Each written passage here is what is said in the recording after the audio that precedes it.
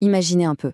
Au plus profond de chaque être vivant, il y a un code, un plan directeur d'une précision folle qui décide de tout, de la couleur de nos yeux à la manière dont nos cellules respirent. Aujourd'hui, on va décoder ensemble ce plan fondamental de la vie. Mais alors, c'est quoi, au juste, ce code secret? Qu'est-ce qui est à l'origine de l'incroyable diversité, de la complexité du monde qui nous entoure? Eh bien, la réponse, elle est là, sous nos yeux. C'est cette structure, iconique, une molécule aussi belle que complexe, un acide nucléique. Et plus précisément, la fameuse double hélice d'ADN. Ok, pour que ce soit bien clair, on va utiliser une analogie. Pensez à l'ADN comme au plan directeur d'un bâtiment immense et complexe. C'est l'archive centrale qui contient absolument toutes les instructions nécessaires pour construire et faire fonctionner un organisme. Allez, on entre dans le vif du sujet. Pour déchiffrer ce plan, il faut d'abord en connaître l'alphabet. Et vous allez voir, cet alphabet est composé d'éléments de base étonnamment simples. Chaque lettre de cet alphabet moléculaire, ce n'est pas juste un symbole, c'est une petite pièce de construction. Et cette pièce, elle est toujours faite de 3 parties. On a un groupement phosphate qui donne la structure, un sucre qui forme l'ossature, et enfin la base azotée. C'est elle, la partie variable, qui est la lettre à proprement parler. Et cet ensemble, ce trio, phosphate, sucre, base, ça a un nom. On appelle ça un nucléotide. Retenez bien ce mot. C'est vraiment la brique de base, le Lego fondamental avec lequel tout le code génétique est écrit. Et c'est là que ça devient fascinant. La différence fondamentale entre l'ADN, notre plan directeur, et l'ARN, son messager, tient à presque rien. Un tout petit atome d'oxygène.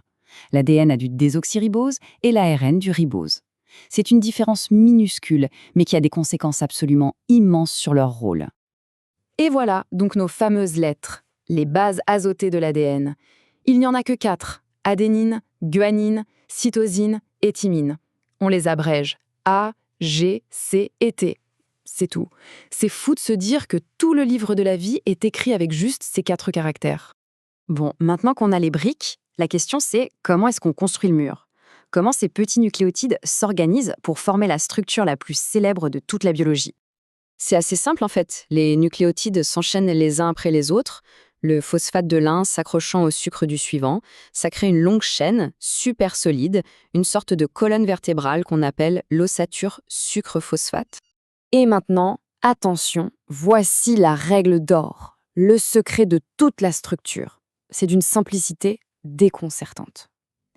L'adénine, ou A, d'un brin, se lie toujours avec la thymine, ou T, sur l'autre brin.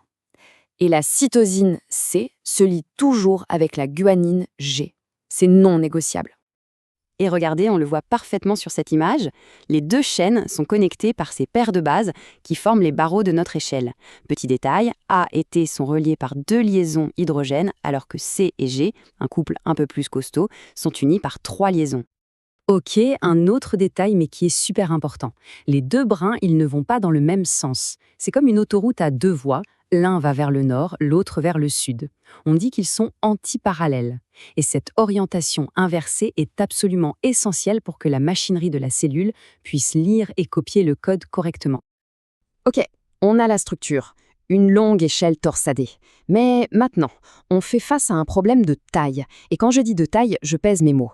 Comment faire tenir une molécule aussi gigantesque dans un espace minuscule? Accrochez-vous bien. 2 mètres.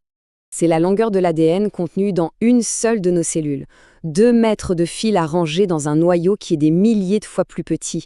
C'est un défi de rangement absolument colossal. Pour donner une idée, c'est comme essayer de faire rentrer 20 km de fil à coudre dans une balle de tennis. Comment c'est possible? Eh bien, la solution de la nature est, comme souvent, d'une élégance folle. Au lieu de laisser ce long fil en pagaille, la cellule l'enroule méthodiquement autour de petites protéines, les histones. Un peu comme du fil sur des bobines. Ça forme une structure qu'on appelle la chromatine et qui ressemble à un collier de perles. Mais attendez, ce n'est pas fini. C'est juste la première étape du compactage. Ce collier de perles, il va lui-même se tordre, se replier, se super enrouler encore et encore. Un processus de condensation extrême qui aboutit à ces structures denses en forme de X que tout le monde connaît, les chromosomes. Bon, on a vu la structure, le rangement, mais au final, à quoi ça sert tout ça? Pourquoi un tel système si complexe? C'est là qu'on passe du plan à la construction, du code à l'action. Et pour comprendre ça, il faut parler du gène. Un gène, c'est tout simple, c'est une portion de l'ADN, une fraise si on veut, écrite avec nos lettres A, T, C et G, qui contient la recette pour fabriquer une chose bien précise, une protéine. Imaginez l'ADN comme le grand livre de recettes originales, ultra précieux. Il est gardé en sécurité dans le coffre-fort de la cellule, le noyau. Il ne sort jamais. Alors, quand la cuisine a besoin d'une recette, qu'est-ce qu'elle fait? Elle en fait une copie. Une petite fiche recette temporaire. Et cette copie, ce messager, c'est l'ARN. Ce tableau résume très bien les différences. L'ARN, le messager, utilise le sucre ribose. Le plus souvent, il n'a qu'un seul bran, pas deux, et la différence majeure, c'est qu'il n'y a pas de T, de thymine. Elle est remplacée par une autre lettre, l'uracile, ou U. Du coup, la règle d'appariement s'adapte. A se lie avec U et C, toujours avec G. Voilà, on part de 3 petits composants, on assemble 4 lettres, et on obtient une molécule d'une complexité folle, capable de contenir toute l'histoire de la vie. C'est quand même incroyable de se dire que cette découverte est toute récente et qu'elle a tout changé.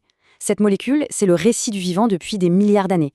Et la vraie question maintenant, c'est quel sera le prochain chapitre?